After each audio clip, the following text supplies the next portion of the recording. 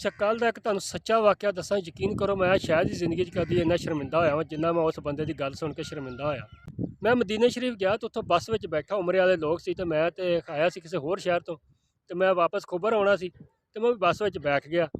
तो बस च बैठा तो उत्थे एक ना बंदा आया, बड़ा मुअज़्ज़ज़ बंदा, दाढ़ी शाड़ी उन्हें रखी, चिट्टे कपड़े पाए, टोपी पाई, हाथ च तस्बीह फड़ी, तो आके ना मंगन लग गया।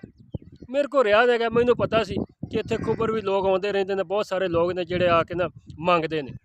तो मैं उन्होंने ना मना किया, मैं कहा यार तू की करेंगे, साडे मुल्क नूं तुसीं लोग बदनाम करदे जे। ये पिछले दिन एयरपोर्ट ते 8 जी एक घर दे फड़े गए ने, जिन्हां ने दस्सिया जे असीं सिर्फ मंगण ही जा रहे सी, ते तुसीं पिछों ग्रुपां दे ग्रुप आउंदे जे, इत्थे आके मंगदे जे, सानूं भी बदनाम करदे जे। दूसरे मुल्खां दे लोग सानूं गल्लां करदे ने कि इत्थे पाकिस्तानी कतीर पाकिस्तानी जिहड़े ना आके ना इत्थे मंगदे ने, ते तुसीं क्यों मंगदे जे? ਅਸੀਂ ਹਰਮ ਸ਼ਰੀਫ ਦੇ ਵਿੱਚ ਚੱਲ ਜਾਈਏ, ਉਮਰਾ ਕਰਨ ਚੱਲ ਜਾਈਏ, ਸਫਾ ਮਰਵਾ ਚੱਲ ਜਾਈਏ, ਉੱਥੇ ਤੁਹਾਨੂੰ ਅਕਸਰ ਮੰਗਣ ਵਾਲੇ ਮਿਲਣਗੇ ਔਰ ਲੱਗਣਗੇ ਨਹੀਂ। ਗੱਲ ਹੀ ਇਸ ਤਰ੍ਹਾਂ ਦੀ ਸੁਣਾਉਣਗੇ ਜੀ ਸਾਡਾ ਪਾਸਪੋਰਟ ਰਹਿ ਗਿਆ, ਮੇਰੇ ਗੁਰਦੇ ਫੇਲ ਨੇ, ਮੈਂ ਚੰਗੇ ਭਲੇ ਬੰਦੇ ਹੋਣਗੇ, ਨੌਜਵਾਨ ਵੀ ਹੋਣਗੇ, ਸਾਰੇ ਬੁੱਢੀਆਂ ਵੀ ਹੋਣਗੀਆਂ, ਬੰਦੇ ਵੀ ਹੋਣ ਨਾਲ, ਫੈਮਲੀਆਂ ਰੱਖੀਆਂ, ਬੱਚੇ ਨਾਲ ਹੋਣਗੇ। ਹਰਮ ਸ਼ਰੀਫ ਦੇ ਅੰਦਰ ਤੁਹਾਨੂੰ ਮਿਲਣਗੇ ਜਿਹੜੇ ਕਿ ਮੰਗਣਗੇ ਤੇ ਕਹਿਣਗੇ ਜੀ ਸਾਡੇ ਨਾਲ ਇਹ ਹੋ ਗਿਆ ਉਹ ਹੋ ਗਿਆ। ਸਿਰਫ ਸਪੈਸ਼ਲੀ ਉਹ ਪਾਕਿਸਤਾਨ ਤੋਂ ਮੰਗਣ ਹੀ ਆਉਂਦੇ ਨੇ, 6 ਮਹੀਨੇ ਇੱਥੇ 3 ਮਹੀਨੇ ਦਾ ਵੀਜ਼ਾ ਲਵਾ ਕੇ ਆਉਂਦੇ ਨੇ ਤੇ ਮੰਗਦੇ ਨੇ। ਤੇ ਜਦੋਂ ਮੈਂ ਉਹਨੂੰ ਇਹ ਗੱਲ ਕੀਤੀ, ਮੈਂ ਕਿਹਾ ਯਾਰ ਤੁਸੀਂ ਸਾਨੂੰ ਬਦਨਾਮ ਕਰਦੇ ਜੇ ਤੇ ਕਿਉਂ ਮੰਗਦੇ ਜੀ? ਅੱਗੋਂ ਪਤਾ ਕੀ ਕਹਿੰਦਾ? ਕਹਿੰਦਾ ਜਦੋਂ ਸਾਡੇ ਵਜ਼ੀਰ ਆਜ਼ਮ ਸਾਹਿਬ ਆਉਂਦੇ ਨੇ ਉਹ ਨਹੀਂ ਇੱਥੇ ਆ ਕੇ ਮੰਗਦੇ, ਉਹ ਵੀ ਤਾਂ ਮੰਗਣ ਹੀ ਆਉਂਦੇ ਜੀ, ਕਦੀ ਉਹਨਾਂ ਨੂੰ ਵੀ ਕਹੋ। ਭਾਈ ਫਿਰ ਅਖੀਰ ਮੈਂ ਫਿਰ ਚੁੱਪ ਹੋ ਗਿਆ ਜਦੋਂ ਉਹਨੇ ਕਿਹਾ ਕਿ ਹਰ ਮੁਲਕ ਵਿੱਚ ਪਾਕਿਸਤਾਨ ਦਾ ਸਰਬਰਾਹ ਜਾਂ ਵਜ਼ੀਰ ਆਜ਼ਮ ਜਿਸ ਮੁਲਕ ਵਿੱਚ ਵੀ ਜਾਂਦਾ ਉਹ ਮੰਗਣ ਹੀ ਜਾਂਦਾ, ਹੋਰ ਉੱਥੇ ਕੀ ਕਰਨ ਜਾਂਦਾ ਵਾ। ਤੇ ਕਹਿੰਦਾ ਅਗਰ ਉਹ ਨਾ ਮੰਗਣ, ਉਹ ਅੱਛੇ ਕੰਮ ਕਰਨ, ਸਾਨੂੰ ਮੁਲਕ ਵਿੱਚ ਰੋਜ਼ਗਾਰ ਲੱਭੇ, ਸਾਨੂੰ ਕਾਰੋਬਾਰ ਲੱਭੇ, ਤੇ ਅਸੀਂ ਕਿਉਂ ਮੰਗਣ ਆਈਏ ਇੱਥੇ? ਜਦੋਂ ਪਾਕਿਸਤਾਨ ਵਿੱਚ ਕੋਈ ਕੰਮ ਹੀ ਨਹੀਂ ਹੈਗਾ, ਕੋਈ ਰੋਜ਼ਗਾਰ ਹੀ ਨਹੀਂ ਹੈਗਾ, ਤੇ ਅਸੀਂ ਕਿੱਥੇ ਜਾਈਏ?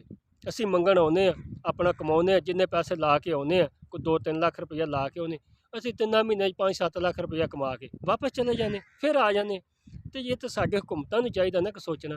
ਸਿਰ ਮੁਲਕਾਂ ਦੇ ਲੋਕ ਤਾਂ ਕਾਰੋਬਾਰ ਜਾਂ ਨੌਕਰੀ ਕਰਨ ਆਉਂਦੇ, ਸਾਡੇ ਮੁਲਕ ਦੀ ਆਵਾਮ ਜਿਹੜੀ ਉਹ ਮੰਗਣ ਆਉਂਦੀ। ਉਹ ਕਹਿੰਦੇ ਜੀ ਸਾਡੇ ਵਜ਼ੀਰ ਆਜ਼ਮ ਮੰਗਦੇ ਨੇ ਤੇ ਅਸੀਂ ਵੀ ਮੰਗਣਾ ਵਾ। ਸੋਚਣ ਵਾਲੀ ਗੱਲ ਹੈ ਕਿ ਇਹ ਨੌਬਤ ਇੱਥੋਂ ਤੱਕ ਲਿਆਂਦੀ ਕਿਹਨੇ? ਸਾਡੇ ਮੁਲਕ ਦੇ ਹੁਕਮਰਾਨਾਂ ਨੇ, ਜਿਹੜੀ ਸਾਡੇ ਮੁਲਕ ਦੇ ਹੁਕਮਰਾਨਾਂ ਨੇ ਨੌਬਤ ਲਿਆਂਦੀ ਹੈ ਨਾ, ਕਿ ਜਿਹੜੀ ਇੰਨੀ ਆਵਾਮ ਮੰਗਣ ਲੱਗ ਪਈ ਹੈ ਔਰ ਖੁਦ ਜਾ ਕੇ ਦੂਸਰੇ ਮੁਲਕਾਂ ਵਿੱਚ ਮੰਗਦੇ ਨੇ। ਅਗਰ ਮੁਲਕ ਵਿੱਚ ਐਸੇ ਹਾਲਾਤ ਪੈਦਾ ਕੀਤੇ ਜਾਣ ਕਿ ਲੋਕ ਰੋਜ਼ਗਾਰ ਕਮਾਉਣ, ਅੱਛਾ ਇਨਸਾਫ ਮਿਲੇ, ਲੋਕਾਂ ਨੂੰ ਰੋਜ਼ਗਾਰ ਮਿਲੇ, ਤੇ ਮੇਰਾ ਖਿਆਲ ਹੈ ਬਹੁਤ ਸਾਰੇ ਲੋਕ ਜਿਹੜੇ ਨੇ ਇਸ ਕੰਮ ਤੋਂ ਹਟ ਜਾਣਗੇ। ਸੋਚਣ ਵਾਲੀ ਗੱਲ ਹੈ ਨਾ ਕਿ ਇਹ ਨੌਬਤ ਲਿਆਂਦੀ ਕਿਹਨੇ? ਸਾਡੇ ਮੁਲਕ ਦੇ ਹੁਕਮਰਾਨਾਂ ਨੇ, ਜਿਨ੍ਹਾਂ ਨੇ ਲੋਕਾਂ ਨੂੰ ਇਨਸਾਫ ਨਹੀਂ ਦਿੱਤਾ, ਰੋਜ਼ਗਾਰ ਨਹੀਂ ਦਿੱਤਾ, ਕਾਰੋਬਾਰ ਨਹੀਂ ਦੇ ਰਹੇ।